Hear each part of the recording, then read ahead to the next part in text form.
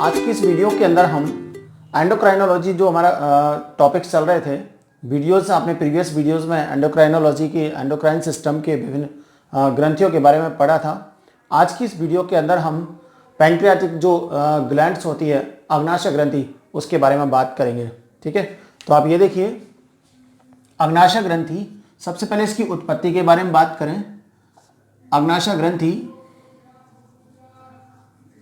भ्रूणीय endoderm द्वारा परिवर्धित होती है।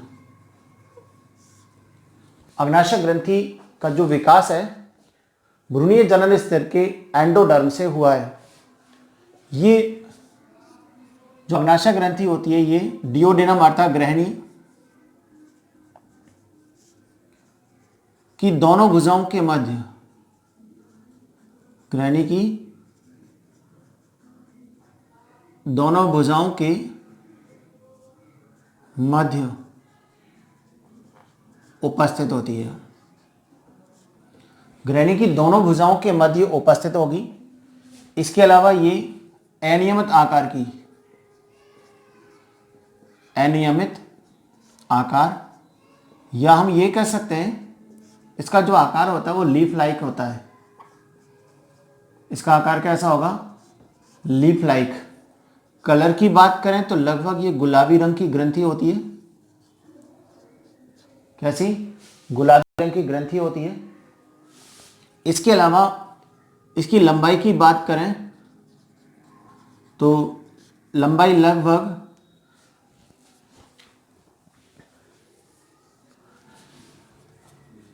10 से 23 सेंटीमीटर और इसकी जो चौड़ाई है वो लगभग 3 से 9 सेंटीमीटर तक होती है।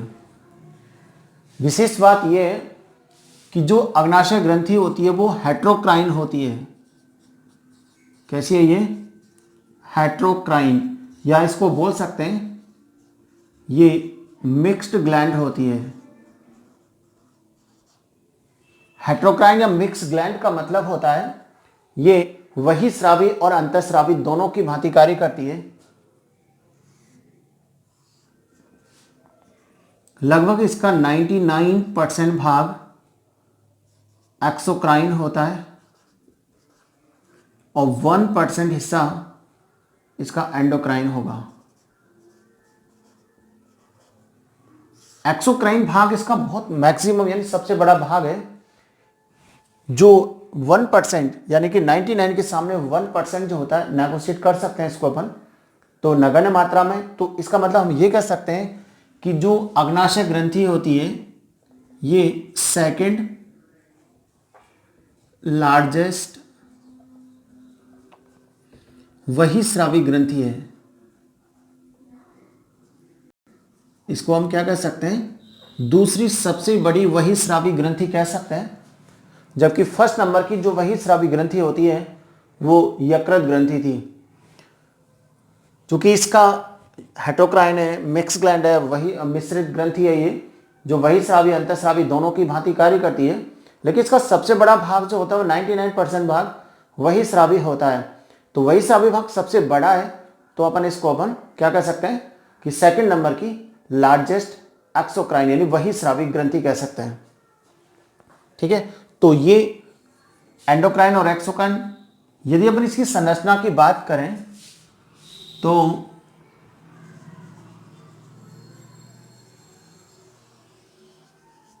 ये पैंक्रियाटिक ग्लैंड है। इस अग्नाशय ग्रंथि के अंदर जो सबसे बड़ा भाग है वो वही स्रावी होता है। ये जो भी मैं सेल्स बना रहा हूं ये सब वही स्रावी भाग की कोशिकाएं हैं। वही स्रावी भाग के अंदर ये जो कोशिकाएं बनाई हैं ये छोटी छोटी कोशिकाओं का समूह होता है। इन समूह के अंदर जितनी भी कोशिकाएं होती है वो घनाकार उपकला कोशिकाएं होती हैं। एक कोशिका को हम कहते हैं एसिनस कोशिका। एसिनस कोशिका घनाकार उपकला कोशिकाएं होती हैं। ठीक है, तो ये एसिनस है, इनका पूरा जो समूह है, पूरा ग्रुप कहलाएगा एसिनाई। पूरे ग्रुप को हम क्या कह सकते हैं, एसिनाई कह सकते हैं इसको। तो इसी तरीक़ा से हम इनको भी बना सकते हैं। तो अग्नाशय ग्रंथि का जो बहुत बड़ा भाग होता है वो एसिनाई कोशिकाओं का बना होता है। ये एसिनाई कोशिकाएं जो होती हैं वो वही स्रावी प्रकृति की होती हैं। क्या होती है, वही स्रावी प्रकृति की होती है।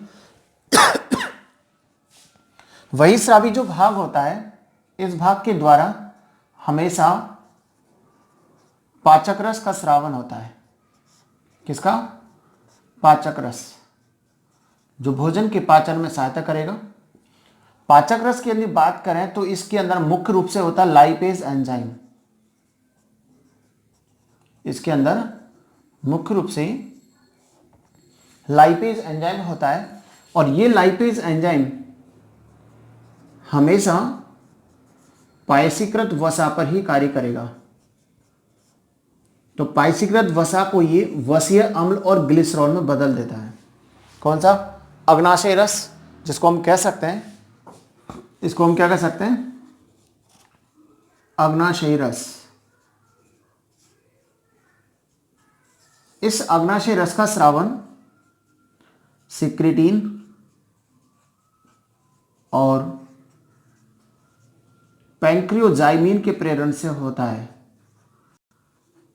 यह हमने पाचन की क्रियाविधि के अंदर पढ़ा था, प्रीवियस वीडियोज में आप इसको देख सकते हैं कि वही स्रावी भाग है जो एक्सोक्राइन होता है, जिसके द्वारा अग्नाशय रस अर्थात पाचक रस का स्रावन होता है। और ये पाचक रस जिसके अंदर मुख्य रूप से होता है लाइपेज एंजाइम, और लाइपेज एंजाइम पायसीकृत वसा पर कार्य करता है। ठीक है, और वसा का पायसीकरण करने का जो कार्य करेगा वो पित्तरस में उपस्थित कार्बनिक लवण करता है। यह अग्नाशय रस का जो स्रावन है ग्रहणी की वित्तीय कोशिकाओं द्वारा स्रावित सिक्रिटीन और पैंक्रियोजाइमिन के प्रेरण से होता है। तो यहां पर हमने ये एसिनस या वही स्रावी भाग की बात की। बीच बीच के अंदर ये ब्लड वेसल्स होती हैं, ये ब्लड वेसल्स हैं, लिख सकते हैं हम इनको ब्लड वेसल्स। साथ में यहां पर विशेष प्रकार की कोशिकाओं के समूह पाए जाते हैं। ये हमने कुछ समूह दिखाए हैं। ये जो विशेष प्रकार की कोशिकाओं के समूह हैं, इन समूह को हम बोल सकते हैं लैंगरहैंस द्वीप समूह। इसको हम क्या कह सकते हैं, लैंगरहैंस द्वीप समूह कह सकते हैं। लैंगरहैंस द्वीप समूह की स्ट्रक्चर को अपन अलग से बनाएं तो यहां देखिए, ये लैंगरहैंस द्वीप समूह को हमने बाहर निकाल कर इसको समझाने की कोशिश कर रहे हैं। यहां देखिए आप ध्यान से, ये लैंगरहैंस द्वीप समूह है। लैंगरहैंस द्वीप समूह जो कि एक एंडोक्राइन प्रकार का होता है। लैंगरहैंस द्वीप समूह जो कि अंतःस्रावी प्रकृति का होता है, 1% हिस्सा होता है। लैंगरहैंस द्वीप समूह के अंदर 3 प्रकार की कोशिकाएं होती हैं। एक जो परिधि पर पाई जाती है, ये परिधि पर पाई जाने वाली कोशिकाएं जो कि सबसे ज़्यादा बड़ी होती है, लार्जेस्ट होती है, ये सबसे बड़ी संख्या में बता सकते हैं इनको अपन। इनको हम कहते हैं अल्फा सेल, जो परिधि पर पाई जाती है। ठीक है, कौन सी है ये, अल्फा सेल है। सेंटर के अंदर हम ये ब्लड वेसल्स दिखाई हमने, ये हमने दिखा the blood vessels.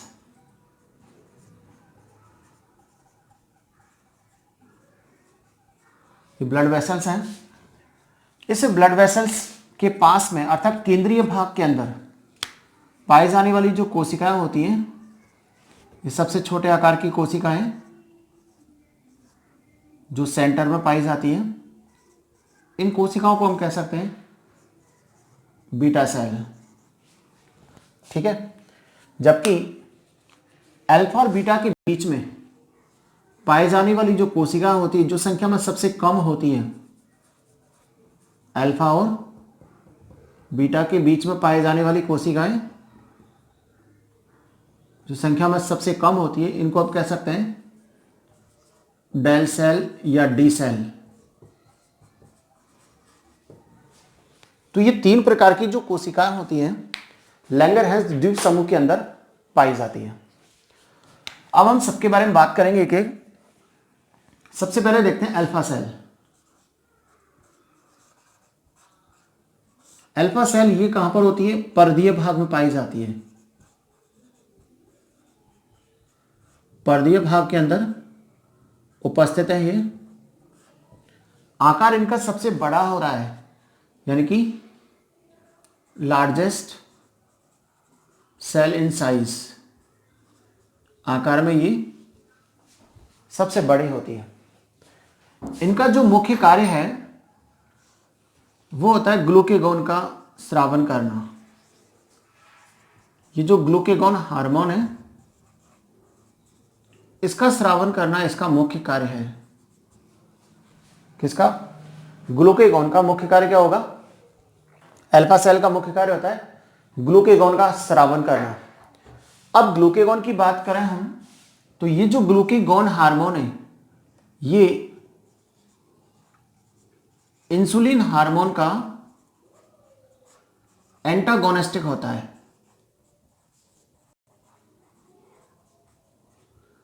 Insulin hormone का ये एंटागोनिस्टिक हार्मोन है। इसका मतलब ये इंसुलिन और ग्लूकेगॉन दोनों एक दूसरे के विपरीत कार्य करते हैं, ठीक है। जब हम इंसुलिन का कार्य पढ़ेंगे तब आपको समझ में आएगा कि एक दूसरे का एंटागोनिस्टिक कैसे है। ग्लूकेगॉन का जो स्रावन है वो डिपेंड करता है रक्त में, डिपेंड करता है किसमें? रक्त में उपस्थित इंसुलिन की मात्रा पर, या हम ये कह सकते हैं रक्त में उपस्थित शर्करा की मात्रा पर। रक्त में उपस्थित शर्करा अर्थात ग्लूकोज की मात्रा पर डिपेंड करता है। यदि रक्त में ग्लूकोज की मात्रा कम होती है तो ग्लूकेगॉन अपना कार्य करना प्रारंभ करेगा। यदि रक्त में ग्लूकोज की मात्रा पर्याप्त है तो ग्लूकेगॉन अपना कार्य नहीं करेगा। तो हम ये कह सकते हैं ग्लूकेगॉन हार्मोन का जो कार्य है या ग्लूकेगॉन हार्मोन का जो सिक्रेशन है वो रक्त में उपस्थित ग्लूकोज की मात्रा पर निर्भर करता है, ठीक है। अब ग्लूकेगॉन हार्मोन का यदि अपन कार्य की बात करें तो इसका मुख्य कार्य होता है ये ग्लूकोजिनेसिस की क्रिया को प्रेरित करता है। ग्लूकोजिनेसिस का मतलब होता है जब रक्त में शर्करा अर्थात ग्लूकोज की कमी होती है तो ये यकृत में उपस्थित ग्लाइकोजन को ग्लूकोज में बदल देता है।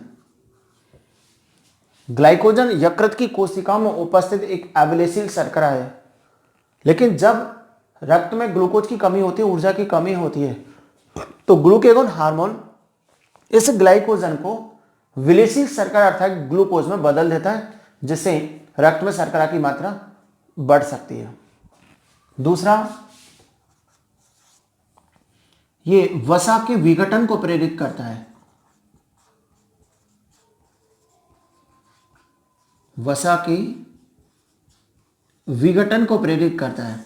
हम जानते हैं कि भोजन का ऑक्सीकरण जब होता है तो सबसे पहले ग्लूकोज का होता है, लेकिन एनर्जी की जब बात करें तो सबसे ज्यादा जो एनर्जी मिलती है वो वसा के अपघटन से मिलती है। तो ये वसा के विघटन को प्रेरित करेगा, जिससे कि ग्लूकोज या अन्य ऊर्जा वाले पदार्थों का निर्माण हो सके। तो ये एक प्रकार से रक्त में ग्लूकोज की मात्रा को बढ़ाने वाला हार्मोन है, ठीक है। अब हम बात करें सेकंड,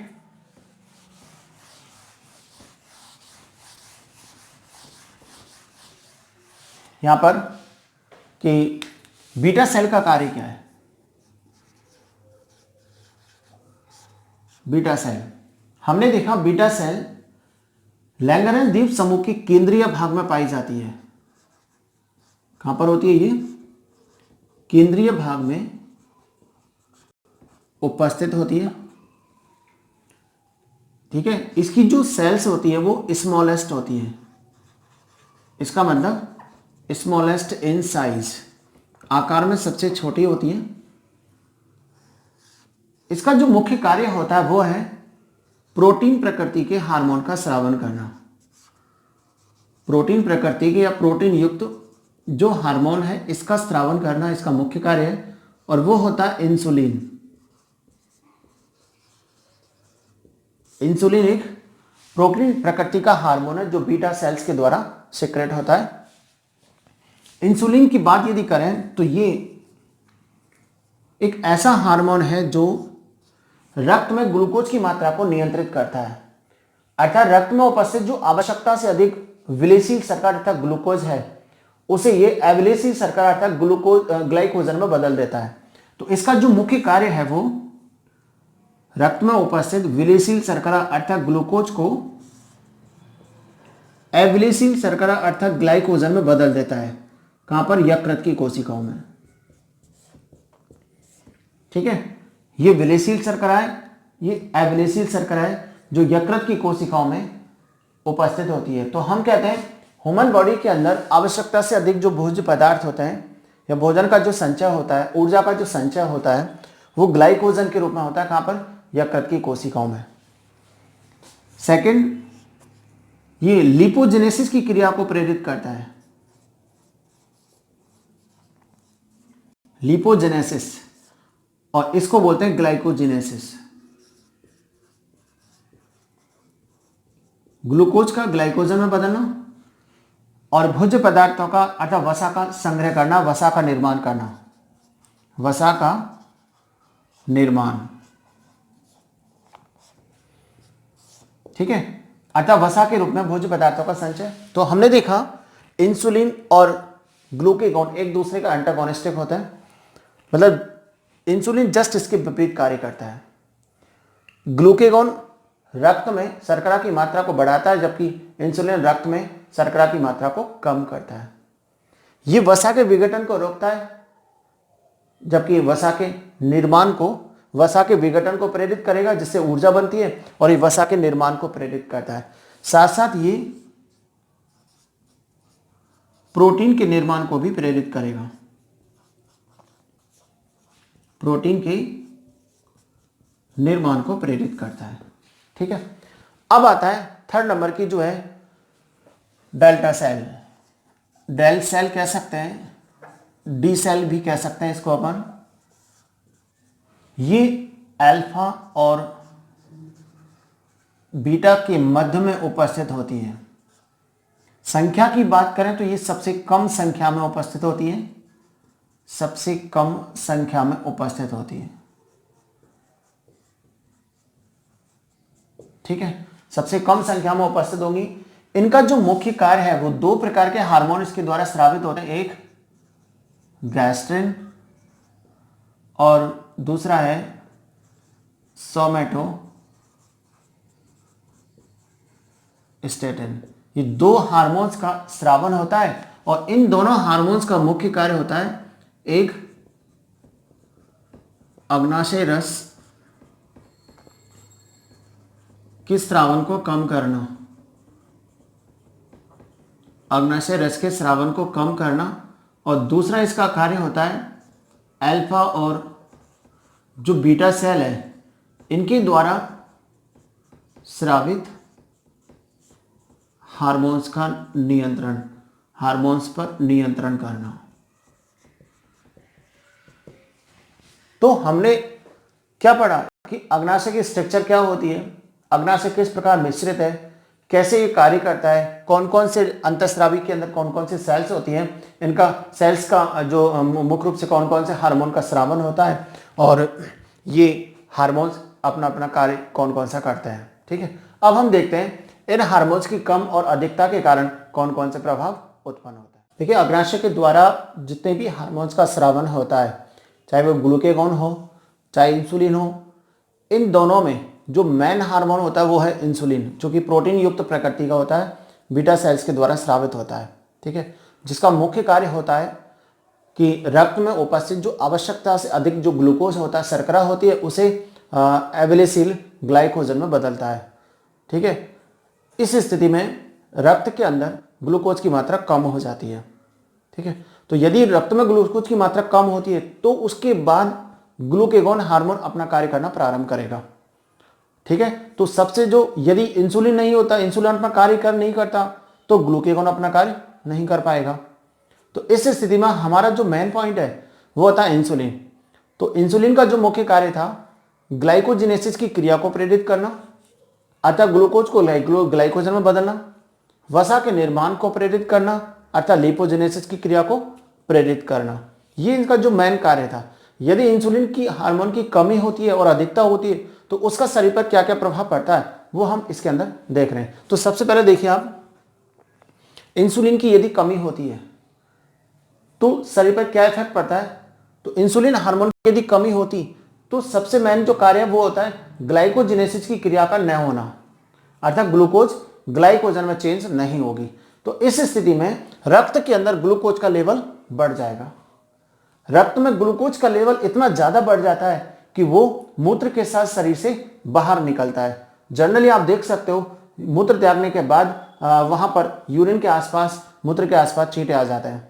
ठीक है, इसका मतलब ग्लूकोज की सांद्रता शरीर के अंदर ज्यादा है जो मूत्र के द्वारा शरीर से बाहर निकलती है। तो यदि रक्त में ग्लूकोज की मात्रा बढ़ती है तो उसको बोलते हैं हम हाइपरग्लाइसीमिया। उसको हम क्या बोलते हैं?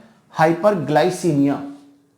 ठीक है, तो इस डिजीज के अंदर शीघ्र थकान आती है क्योंकि ऊर्जा की कमी होगी, वजन में कमी आती है, पेशी ऊतकों में क्षति होगी। तो हम ये कह सकते हैं कि इसको बोल सकते हैं डायबिटीज। अब आप देखो डायबिटीज दो प्रकार की होती है। एक हमने प्रीवियस वीडियो के अंदर डायबिटीज इंसिपिड्स पढ़ा था। ठीक है, डायबिटीज इंसिपिड जो एडीएच हार्मोन की कमी के कारण होता है, जिससे मूत्र का आयतन बढ़ता है, बार बार मूत्र को उत्सर्जन करने की आवश्यकता होती है, जैसे मूत्रलता या डायबिटीज इंसिपिड्स कहते हैं। जबकि ये इंसुलिन की कमी के कारण होने वाला डायबिटीज है, जिसे डायबिटीज मेलिट्स कहा जाता है, अर्थात शुगर की बीमारी, या इसको बोलते हैं मधुमेह रोग। ठीक है, तो इसके उपचार के लिए इंसुलिन के इंजेक्शन लगवाए जाते हैं, इंसुलिन जिसे थेरेपी कहते हैं। ठीक, सेकंड आता है कीटोसिस रोग। यदि इंसुलिन की मात्रा बहुत ज्यादा कम हो जाती है तो वसा का निर्माण नहीं होता, बल्कि वसा का इनकम्प्लीट विघटन हो जाता है, अपूर्ण विघटन होता है। और अपूर्ण विघटन यदि होता है तो शरीर के अंदर रक्त में विभिन्न प्रकार की कीटोन बॉडीज बन जाती हैं। कीटोन बॉडीज जैसे कि एसीटोन, एसिटिक अम्ल, एसिटो एसिटिक अम्ल, इन सब का निर्माण होता है, जिसके कारण ये शरीर पर एक विषैला प्रभाव उत्पन्न करते हैं और इस विषैला प्रभाव के कारण रोगी बेहोश हो सकता है, अंत में मृत्यु तक हो सकती है। ठीक है, तो इसको हम बोल सकते हैं कीटोसिस रोग, क्योंकि कीटोन बॉडी जिसके अंदर बनती है। सेकंड थिंग आप ये देखिए कि इंसुलिन हार्मोन की यदि अधिकता होती है शरीर पर तो क्या इफेक्ट पड़ेगा। इंसुलिन हार्मोन की अधिकता के कारण ग्लाइकोजेनेसिस की क्रिया बढ़ जाती है। ग्लाइकोजेनेसिस का मतलब होता है ग्लूकोज का ग्लाइकोजन में चेंज होना।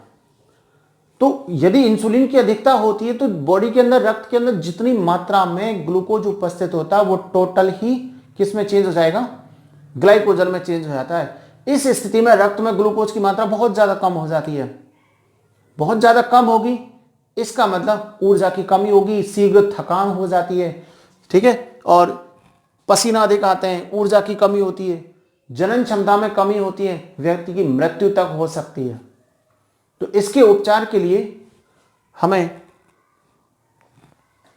इसके उपचार में, या इसको कह सकते हैं इंसुलिन शॉक, जिसे हम बोल सकते हैं हाइपोग्लाइसीमिया, रक्त में ग्लूकोज की मात्रा का अत्यधिक कम होना हाइपोग्लाइसीमिया कहलाता है। इवन ये देखा गया कि यदि ग्लूकोज की कमी अर्थात ऊर्जा की कमी यदि मस्तिष्क तक हो जाती है, मस्तिष्क की पेशियों में हो जाती है, तो मस्तिष्क कार्य करना बंद कर देता है, जिसे बोलते हैं रोगी की कोमा की अवस्था। तो ये किसके कारण हुआ? व्यक्ति कोमा में चला जाता है। ये किसके कारण हुआ? कि उसका मस्तिष्क कार्य नहीं कर पा रहा, क्योंकि मस्तिष्क के अंदर ऊर्जा नहीं है। ऊर्जा किस लिए नहीं है? क्योंकि इंसुलिन की अधिकता बहुत ज्यादा हो गई थी। इंसुलिन ने जितनी भी ग्लूकोज था उसको ग्लाइकोजन में चेंज कर दिया। अर्थात रक्त में, शरीर के अंदर, ब्रेन के अंदर ऊर्जा की कमी हो जाने के कारण व्यक्ति रोगी कोमा में चला जाता है, जिसे बोलते हैं इंसुलिन शॉक। ठीक है, तो इस वीडियो के अंदर आपने आज अग्नाशय ग्रंथि के बारे में बात की है, और भी आप नेक्स्ट वीडियोस देखेंगे जिससे आपको आगे भी एंडोक्राइन सिस्टम की और भी ग्रंथियों के बारे में हम